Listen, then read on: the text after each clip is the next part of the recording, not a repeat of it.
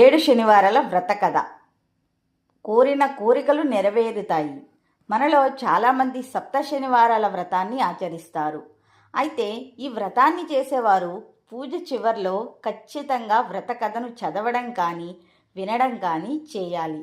వెంకటేశ్వర స్వామికి సంబంధించి ఎన్నో కథలు ఉన్నాయి. సప్త శనివారాల వ్రతాన్ని చేసేవారు ఈ కథను చదివినా విన్నా మీ వ్రతానికి రెట్టింపు పుణ్య ఫలితం లభిస్తుంది. అయితే ఏడు శనివారాల వ్రతాన్ని చేయలేని వారు ఈ కథను భక్తితో ప్రతి శనివారం వినండి. ఏడు శనివారాల వ్రత కథకు ఎంతో శక్తి ఉంటుంది. ఈరోజు మనం వీడియోలో చెప్పుకోబోయేది చాకలి మిత్రుడి కథ. శ్రీ వెంకటేశ్వరి వ్రతకల్పంలో 5వ అధ్యాయంలో ఈ కథ ఉంటుంది. ఏడు శనివారాల వ్రతాన్ని చేసేవారు పూజ చివర్లో మీ కుడి చేతిలో కొన్ని అక్షింతలు పుష్పాలు పట్టుకొని ఈ కథను చివరి వరకు విని మీ చేతిలో పట్టుకున్న అక్షింతలను పువ్వులను కళ్ళకు అద్దుకొని స్వామివారికి నమస్కరిస్తూ తలపై వేసుకోవాలి. కథలోకి వెళ్లే ముందు మన వీడియోకి ఒక చిన్న లైక్ చేసి గోవిందా అని కామెంట్ చేయండి. భూలోక వైకుంఠమే తిరుమల తిరుపతి. తిరుమలతో సమానమైన పవిత్ర ప్రదేశం మరెక్కడా లేదని, ఇక ముందు ఉండబోదని మన పురాణాలు చెబుతున్నాయి. వెంకటేశ్వర స్వామికి తన భక్తులంటే అమితమైన ప్రేమ.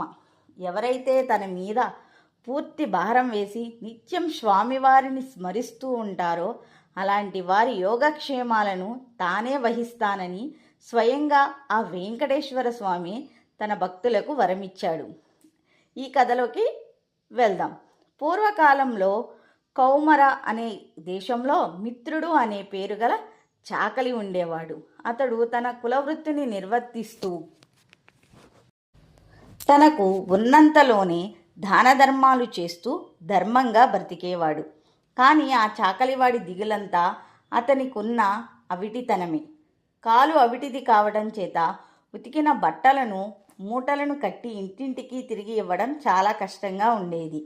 దానికి తోడు గంపెడు సంసారం. కష్టపడకపోతే పూట గడవదు. ఈ చాకలివాడు ఎల్లప్పుడూ శ్రీ వెంకటేశ్వర స్వామిని ప్రార్థిస్తూ ఉండేవాడు. ఏదో ఒక రోజున ఆ స్వామి తనను కరుణిస్తాడనే నమ్మకంతో జీవిస్తూ ఉండేవాడు. భక్తజనుడైన వెంకటేశ్వర స్వామి ఇదంతా గమనిస్తూనే ఉన్నారు. ఎవరికైనా సరే వారి పూర్వజన్మ కర్మ నివృత్తం అయ్యే సమయానికి శ్రీనివాసుడే ఏదో ఒక రూపంలో వచ్చి తన భక్తులను తప్పక ఆదుకుంటాడు. ఒకరోజు సాయంకాలం పూట ప్రతిరోజులాగే మిత్రుడు చాకిరేవు నుండి బట్ట మూటతో పట్టణానికి వెళ్తూ వస్తున్నాడు. ఇంతలోనే మార్గమధ్యంలో ఆ చాకలివాడికి ఒక ముసలి బ్రాహ్మణుడు కనిపించాడు. మిత్రుడు సహజంగానే భక్తి శ్రద్ధలు కలవాడు కాబట్టి వెంటనే మిత్రుడు తన భుజం మీద ఉన్న మూటను కింద పెట్టి ఆ బ్రాహ్మణునికి నమస్కారం చేశాడు. అప్పుడు ఆ ముసలి బ్రాహ్మణుడు, నాయనా, ఈ అవిటికాలుతో నువ్వు ఎంతో బాధపడుతున్నావు. నీ బాధ చూడడానికే నాకు కష్టంగా ఉంది. నువ్వు ఎంత కష్టపడుతున్నావో కదా అని ఆ ముసలి బ్రాహ్మణుడు అన్నాడు. అప్పుడు మిత్రుడు, స్వామి, మీరు ఎవరో మహానుభావులలాగా ఉన్నారు. నాది గంపెడు సంసారం కాబట్టి నాకు అవిటితనం ఉన్నా సరే నా కుటుంబాన్ని పోషించడానికి ఈ పని చేయడం తప్పట్లేదు. ఈ అవిటితనం పోయే మార్గం ఏదైనా ఉంటే చెప్పండి స్వామి అని మిత్రుడు బ్రాహ్మణుడిని వేడుకున్నాడు. అప్పుడు ఆ ముసలి బ్రాహ్మణుడు, నాయనా, తప్పక చెబుతాను. నీ అవిటితనం పోవడమే కాకుండా నీకు అష్టైశ్వర్యాలు కలిగే వ్రతం ఒకటి చెబుతాను. వ్రతం ఆచరించిన మరుక్షణమే నీకు 1000 వరహాలు లభిస్తాయి. అయితే ఒక షరతు, అందులో సగం నాకు సమర్పించాలి. రేపు మళ్ళీ ఇదే సమయానికి ఇక్కడికి వస్తాను అని చెప్పాడు. అప్పుడు మిత్రుడు, స్వామి, ఇంతకు మించిన మహాభాగ్యం ఏముంటుంది? ఆ వ్రతమేదో ఈరోజే ఆచరిస్తాను, సెలవియ్యండి అని ప్రార్థించగా ఆ బ్రాహ్మణుడు శ్రీ వెంకటేశ్వర వ్రత కల్పాన్ని వివరంగా చెప్పాడు.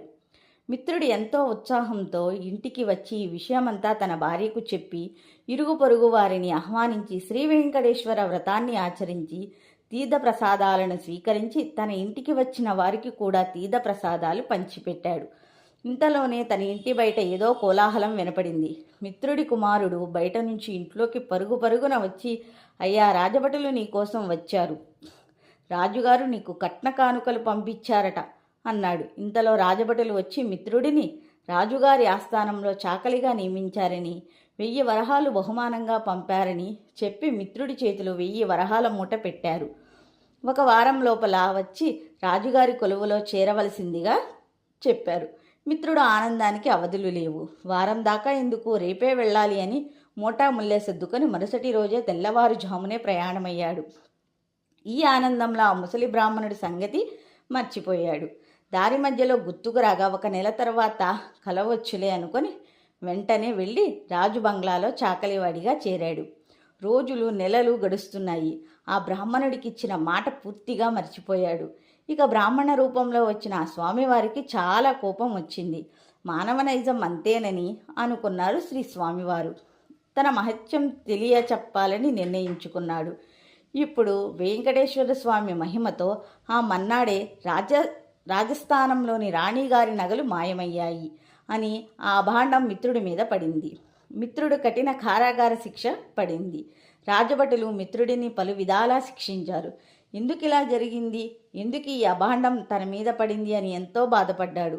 అప్పుడు మిత్రుడికి ఆ రాత్రిపూట స్వామివారు కలలో కనపడి వృద్ధ బ్రాహ్మణుడి రూపంలో వచ్చినది తానేనని, తనకిచ్చిన మాట నిలబెట్టుకోలేదని, అందుకే ఇలా జరిగిందని స్వామివారు చెప్పారు.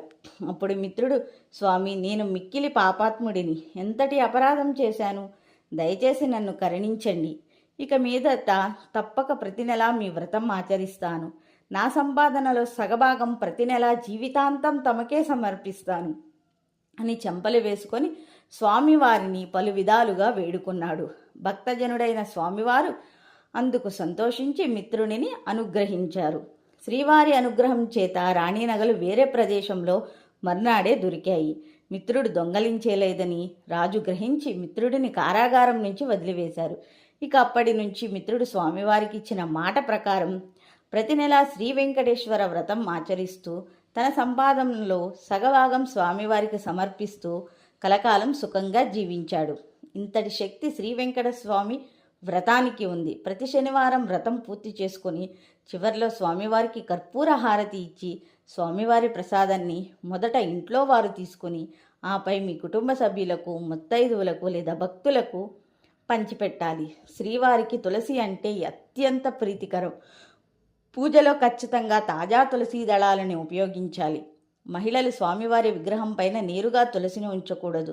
స్వామివారి పాదాల చెంత మాత్రమే తులసి ఆకులు సమర్పించాలి. స్వామివారికి చలిమిడి, వడపప్పు, పానకం లేదా పులిహోర, పాయసం, లడ్డూలను నైవేద్యంగా సమర్పించవచ్చు. మీ స్తోమతను బట్టి నివేదించండి. ఈ వ్రతాన్ని చేసే స్త్రీలు శనివారం ఉదయం నుండి పూజ పూర్తయ్యే వరకు ఉపవాసం ఉండాలి. పూర్తిగా ఉపవాసం ఉండలేని వారు 1 పూట పలహారం తీసుకోవచ్చు. సప్త శనివారాల వ్రతంలో అత్యంత ముఖ్యమైనది స్వామివారికి ముడుపు కట్టడం. ముడుపు కట్టడానికి కొత్త పసుపు రంగు వస్త్రం లేదా తెలుపు రంగు కాటన్ వస్త్రాన్ని ఉపయోగించాలి. మొదటి శనివారం నాడు ఈ సంకల్పాన్ని చెప్పుకొని ముడుపు కట్టాలి. 7 శనివారాలు పూర్తయిన తరువాత ఆ ముడుపును పూజాపీఠం నుండి తీసి తిరుమలకు వెళ్ళి ముడుపు స్వామివారి హుండీలో వేసి వడ్డీగా కొంత దక్షిణ వేయాలి.